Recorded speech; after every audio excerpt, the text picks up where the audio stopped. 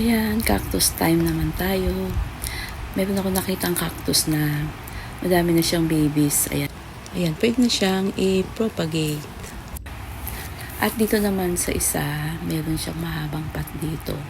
Ito matagal na to, pero tingin ko hindi siya umaasenso o hindi siya gumaganda, kaya gusto kong palitan yung kanyang potting mix. Ayan, ito yung ating potting mix, yung loam soil at saka pumice. Ayan, at atin na umpisahan. Bali ngayon nga pala ay umulan ng malakas. Ayan, kaya malamig gumawa sa labas. Kasi pag mainit, ang din gumawa sa labas kasi ang init. Pero dito naman sa lugar namin, pag nasa labas, mahangin. Ayan, medyo malamig na. Di kagaya pag nasa loob ng bahay. So ayan, isa-isahin na natin yung kanilang mga babies. Kahit na itong mga cactus na to ay mga chipipay. Ayan, kahit chipipay yan, maganda yan sa aking paningin. Kaya ayan, masaya ako, happy ako sa kanila na makita ko sila na ayan, maski pa paano ay dumami yung babies niya. Sa tingin ko mas okay na yung sa isang medyo malaking pat na lang, kasi para kung saan yung may araw, pwede ko siyang bitbitin. Kasi kung pa isa-isa, diba, mga trabaho, mahirap ilagay kung saan yung may araw. Bali, ang nangyayari kung saan yung may araw ay doon ko siya tinatapat. Ganyan, kasi nga, yung araw dito ay afternoon. Kaya minsan, natatapatan lang siya sandaling-sandali. Tapos sa umaga naman, dito lang sa veranda hanggang alas 10 sa taas, dyan sa taas namin, sa may garahe. Puno niya rin naman kasi doon ng mga orchids. Kaya hindi ko rin malagay yung mga cactus. Tsaka ang liliit kasi ng mga pot niya pag humangin. Yun ang bilis niyang malaglag. Kaya naisip ko sa isang pot na lang na mahaba. Dito ko na ilalagay yung mga babies na yan. Kaya sana ay lumaki silang maganda. Ayan, para pag may araw, doon ko sila ilalagay. Madali na lang buhatin. Ito yung pinaka-mother niya. Saan ko ba siya ilalagay? Dito na lang sa dulo. Ayan, may natira pa siyang babies. Isisingit-singit na lang natin yan dyan. Ayan, sana po hanggang sa dulo ay samahan niyo ko ngayong araw na to. Wala pong iwanan. Yan lang po kayo.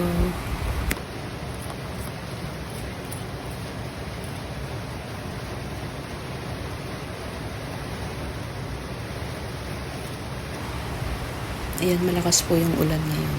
Yung inyong maririnig.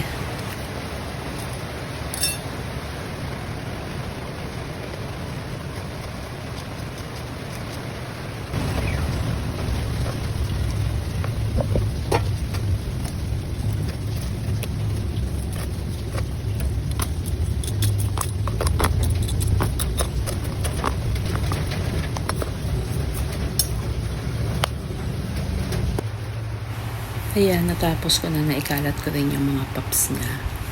Ang dami rin pala, Napuno din yung mahabang pot natin. Ayan. Maganda na rin tingnan. At sunod naman natin yung isa. Ito. Atin namang ire-repat. Dito rin sa isang medyo maliit din na ganito. Ayan, para pareha sila.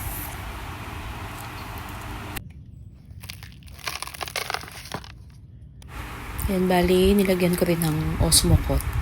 Yung una nga pala, nilagyan ko din ng Osmocote. But hindi ko na naipakita. Ayan, para meron na rin silang fertilizer. Ayan, naluhalo ko na rin sa loob.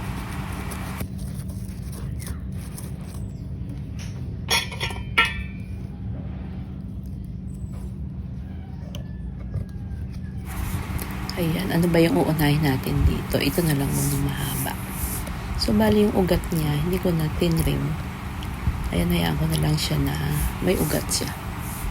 Kasi, ayan, para sure na siguro na buhay siya, Kasi may ugat naman na siya talaga. Ayan. Nababagalan na ako sa kanilang lumaki dahil nga hindi kasi nga naaarawan. Ilang sandali lang, ilang minuto lang naaarawan. Ayan, sunod na to. Ayan, kasi nga mahirap hanapin yung araw. Paiba-iba. Kung saan-saan ano. At saka sa hapon kasi, kagaya dun sa aming mga tanim na pechay, yun, afternoon sun yun, sa taas ng garahe. May net nga doon na nilagay yung asawa ko kasi nga, pag ano sobrang init naman, nalalanta naman sila sa sobrang init. Kasi wala nga kaming harapan. Meron ng harapan na ano, maliit lang. Pwede rin, may mga ano rin doon, may mga tanim din kaming sili, ayan. Halo-halo na. May ornamental, may gulay. Ayan, sunod na natin itong, ayan, dito na lang siguro siya. Ayan, medyo maliit pala itong pot natin.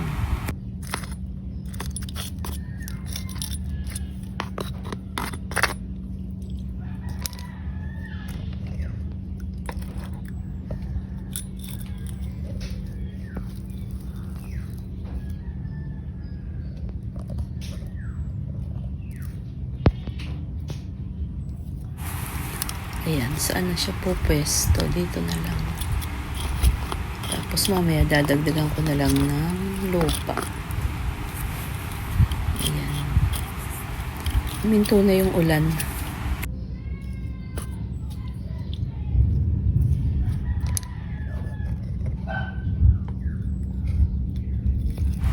Ganito lang yung gusto ko sa mga cactus. Yung walang maraming tinik. Walang maraming ano, yung balahibo.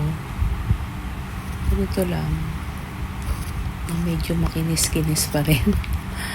Ayan, nakakatakot kasi yung maraming tinik. Tsaka, di ba may mga cactus na masyadong mga balahibo. Nakakakilabot. Ayan, ganito lang yung gusto ko.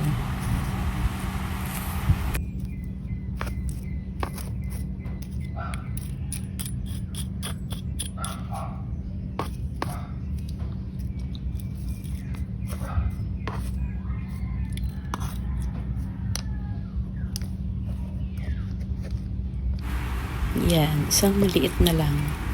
Pero itong maliit na rin, marami din pops. Oh, meron na rin siya. Oh. Ayan, maski pa paano naman pala, ay nagbigay din ng pops niya. Ayan, saan ka na po pwesto? Dito ka na lang sa dulo. Ayan, asya naman din pala. Ayan, okay nito para madali na lang bitbitin kung saan ilalagay. Nagkasya din.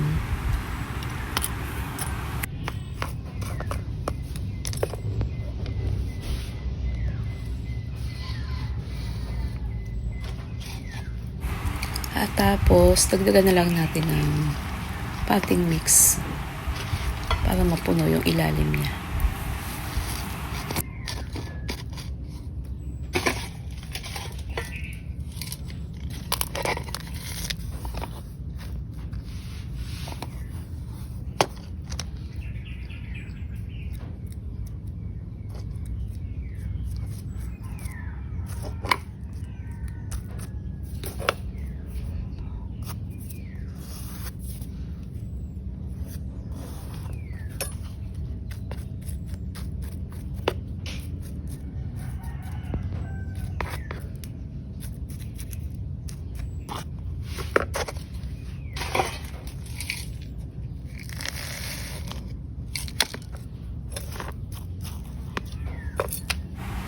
Ayan, napakasarap magtanim. Hindi lang ako sanay na naka-gloves eh. Parang mahirap kasing hawakan yung mga ano kapag naka-gloves.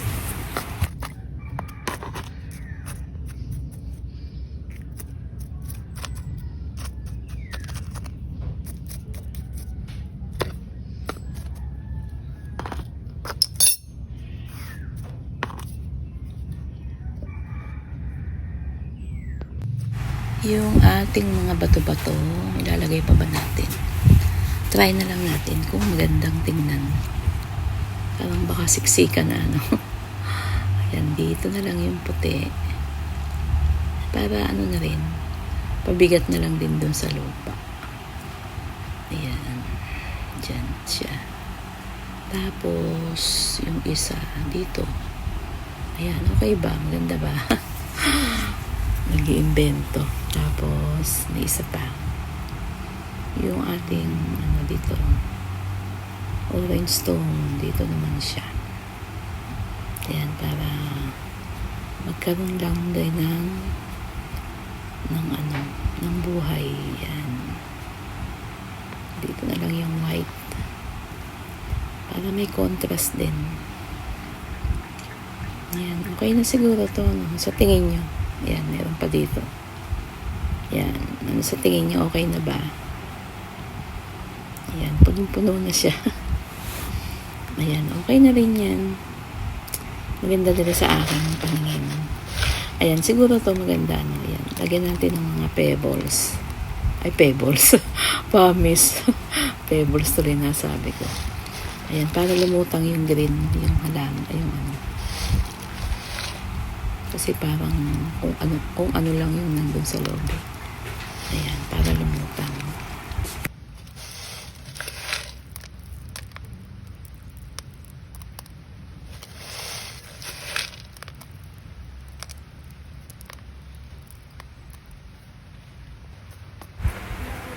Ayan, tapos na.